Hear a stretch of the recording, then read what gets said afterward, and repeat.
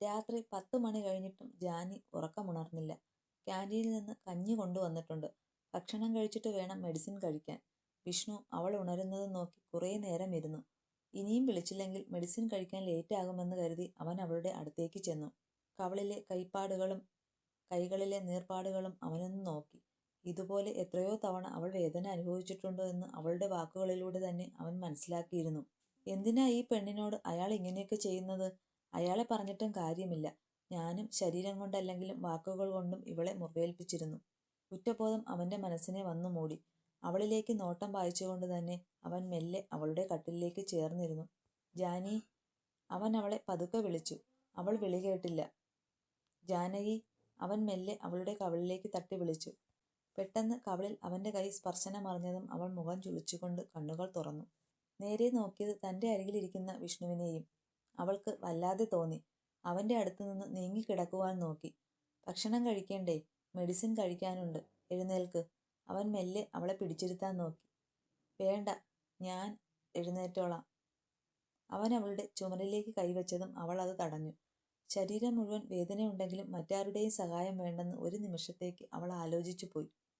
തന്നെക്കൊണ്ട് ഇവർക്കുണ്ടായ ബുദ്ധിമുട്ട് എത്രത്തോളമാണെന്ന് അവർക്കറിയാം.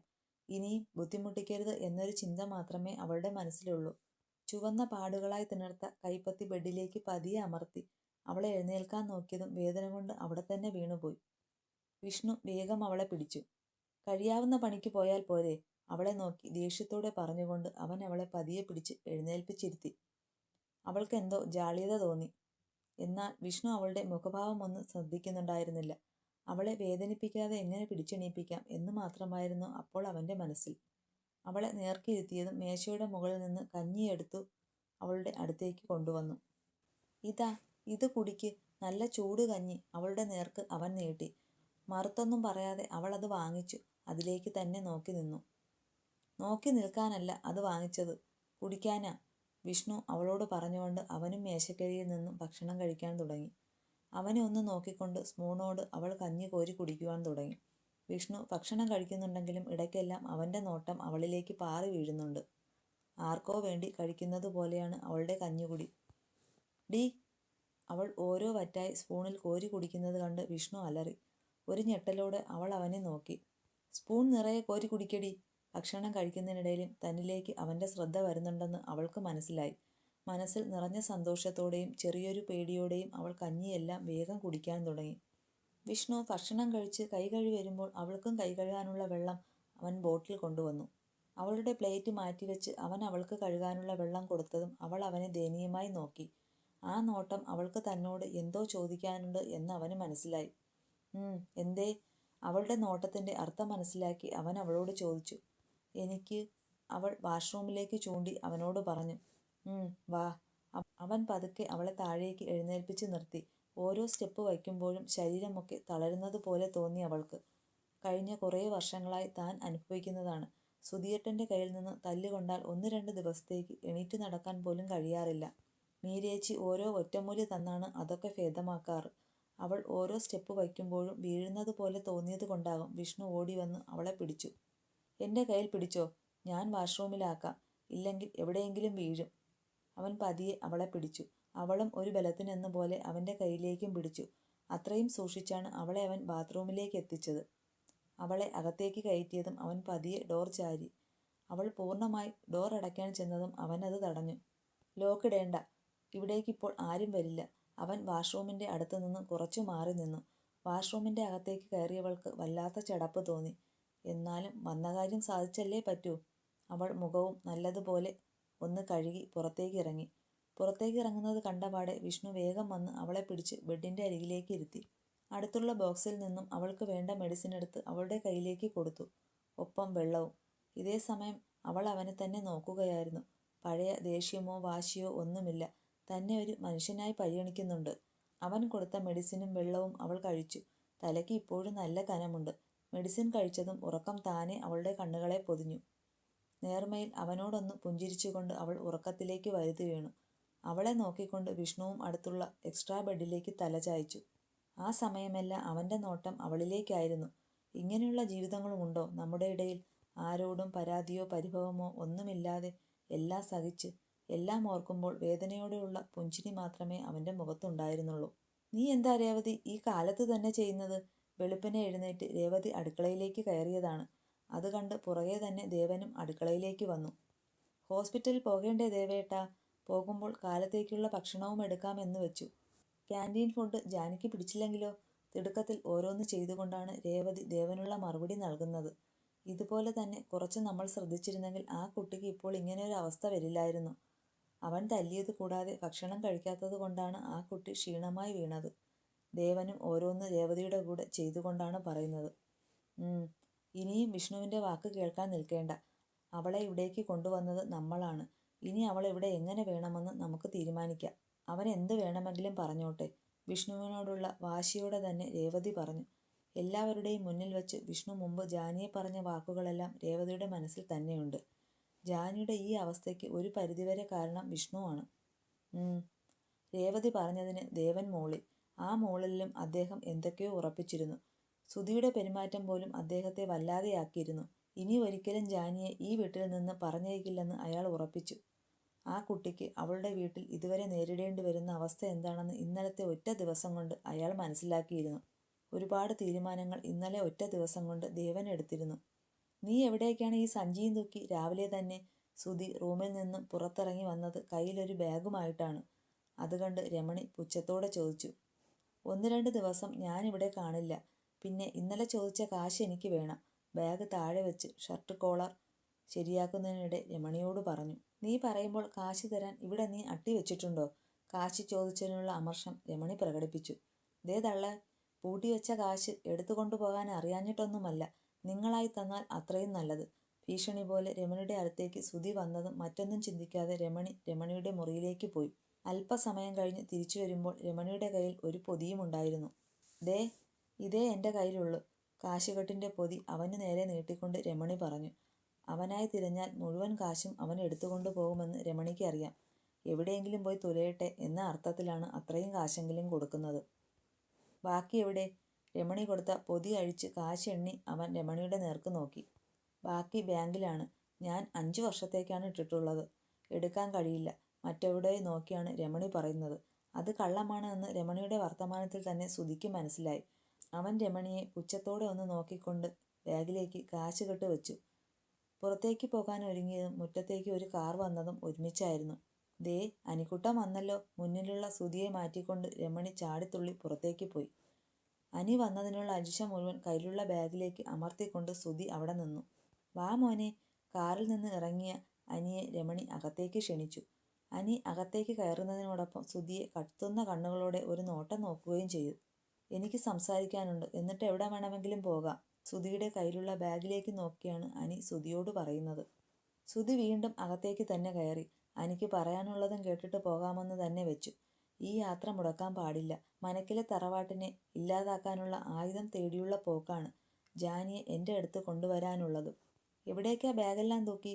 അകത്തേക്ക് കയറി സോഫയിലേക്ക് ഇരുന്നതും അനി സുധിയെ നോക്കി പുച്ഛത്തോടെ ചോദിച്ചു. ഞാൻ എവിടെയെങ്കിലും പോകും. അത് നിന്നെ ബോധിപ്പിക്കേണ്ട ആവശ്യം എനിക്കില്ല. സുധി അതേ പുച്ഛം കലർന്ന ഭാവത്തിൽ പറഞ്ഞു.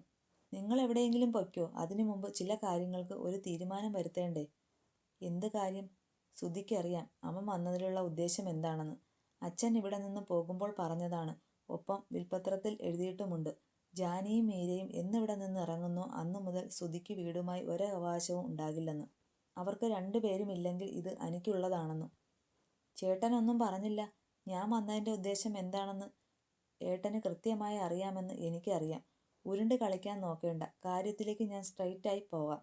മീര ചേച്ചിയും ജാനിയും ഇവിടെ നിന്ന് ഇറങ്ങിയിട്ടുണ്ടെങ്കിൽ പിന്നെ സുധിയേട്ടനും ഇവിടെ നിൽക്കണമെന്നില്ല. അതിന് ഞാൻ അനുവദിക്കുകയുമില്ല. എൻ്റെ ഭാര്യ പോയിട്ടുണ്ടെങ്കിൽ അവളെ തിരിച്ചു കൊണ്ടുവരാനും എനിക്കറിയാം. അത് മനസ്സിലിട്ടുകൊണ്ട് എല്ലാം ഒറ്റയ്ക്ക് വിഴുങ്ങാമെന്ന് മോൻ വിചാരിക്കേണ്ട. ഉള്ളിലുള്ള ഭയം മറച്ചുവെച്ച് അനിയോട് അവൻ പുച്ഛത്തോടെ സംസാരിച്ചു. അത് നിങ്ങളുടെ ഇഷ്ടം. ഇന്നേക്ക് 30 ദിവസം ഞാൻ സമയം തന്നിരിക്കുന്നു. അതിൻ്റെ ഉള്ളിൽ മീരേച്ചിയോ ജാനിയോ ഇവിടെ വരണം. അങ്ങനെയാണെങ്കിൽ നിങ്ങൾക്ക് ഇവിടെ അവകാശമുണ്ട്. ഇല്ലെങ്കിൽ? അനി ഒന്ന് നിർത്തി അമ്മയെയും സുധിയെയും നോക്കി. ഇല്ലെങ്കിൽ ഏട്ടൻ ഇവിടെ നിന്ന് ഇറങ്ങണം.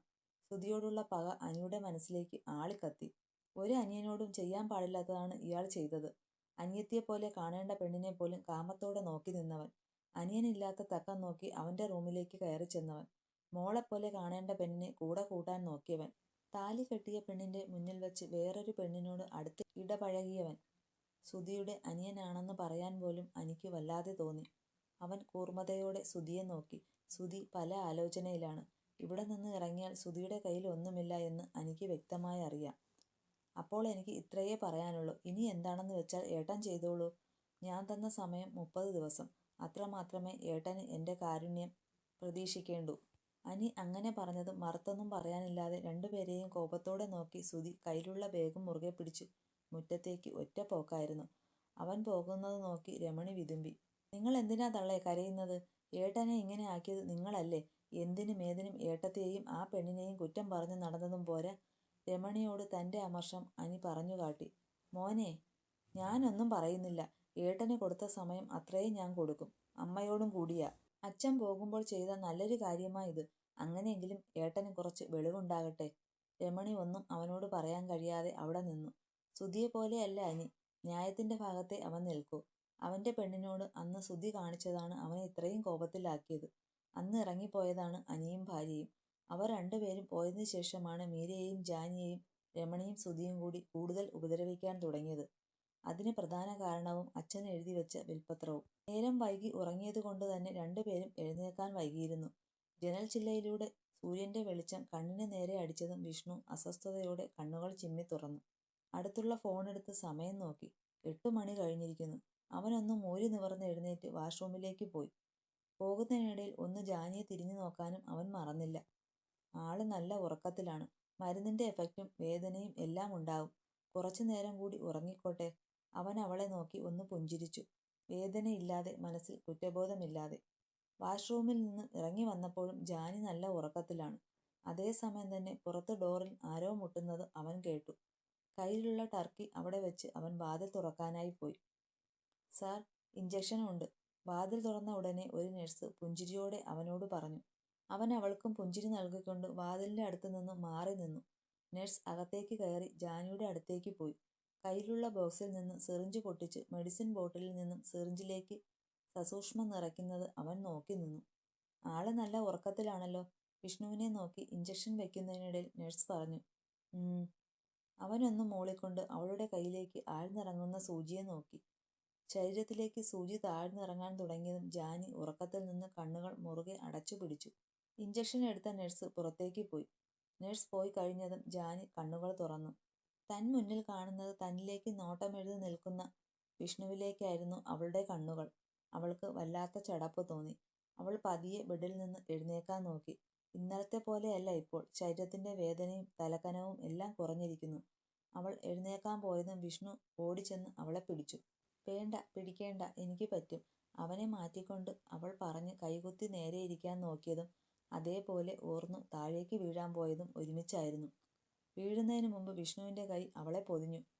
കഴിയാവുന്ന പണിക്ക് പോയാൽ പോരെ? ജാനിയെ കൂർപ്പിച്ചുകൊണ്ട് വിഷ്ണു പറഞ്ഞു. അവനെ നോക്കി അവൾ നന്നായി ഒന്ന് ഇളിച്ചു. ഇളിക്കാതെ നടക്കാൻ നോക്ക്. അവൻ അവളുടെ കയ്യിൽ പിടിച്ചുകൊണ്ട് പതിയെ ബെഡിൽ നിന്ന് താഴേക്ക് ഇറക്കി വാഷ്റൂമിലേക്ക് കൊണ്ടുപോയി. അകത്തേക്ക് കയറി ലോക്കിടാൻ നോക്കിയതും അവൻ തടഞ്ഞു. ലോക്കിടേണ്ട, എനിക്ക് കുളിക്കണം, ജാനി പതിഞ്ഞ സ്വരത്തിൽ പറഞ്ഞു. കുളിയും തേവാരവുമൊക്കെ വീട്ടിൽ പോയിട്ട് മതി. ഇപ്പോൾ മുഖമൊക്കെ ഫ്രഷ് ആക്കി വാ. വൈകുന്നേരം വീട്ടിൽ പോകാം, അവൻ അവളോട് ഗൗരവത്തോടെ പറഞ്ഞു. ഒപ്പം ഈ അവസ്ഥയിൽ അവളെ തനിച്ച് അതിനകത്തേക്ക് വിടുന്നത് ശരിയല്ലെന്നും അവനറിയാം. അവൾ കൂർപ്പിച്ച് അവനെ നോക്കിക്കൊണ്ട് ബ്രഷ് ചെയ്യാനായി പോയി. അതേസമയം വാതിൽ തുറന്ന് രേവതിയും ദേവനും അകത്തേക്ക് വന്നു. ഒപ്പം കയ്യിൽ വലിയൊരു പൊതിയുമുണ്ട്. നിങ്ങളെന്തേ കാലത്ത് തന്നെ? രണ്ടുപേരും റൂമിലേക്ക് കയറിയതും വിഷ്ണു അതിശയത്തോടെ ചോദിച്ചു. കയ്യിലെന്താ ഒരു പൊതി? രേവതിയുടെ കയ്യിലേക്ക് നോക്കി വിഷ്ണു. രാവിലത്തേക്കുള്ള ഭക്ഷണം. ക്യാൻറ്റീനിലത്തെ ഫുഡൊന്നും മോൾക്ക് പിടിച്ചെന്ന് വരില്ല. കയ്യിലുള്ള പൊതി മേശയുടെ മുകളിലേക്ക് വച്ചുകൊണ്ട് രേവതി പറഞ്ഞു. ഒപ്പം ജാനിയെയും നോക്കി. മോളെവിടെ? ബെഡിൽ അവളെ കാണാത്തതുകൊണ്ട് രേവതി വിഷ്ണുവിനെ നോക്കി. അകത്തുണ്ട്. വാഷ്റൂം ചൂണ്ടിക്കാട്ടി അവൻ രേവതിയെ നോക്കി.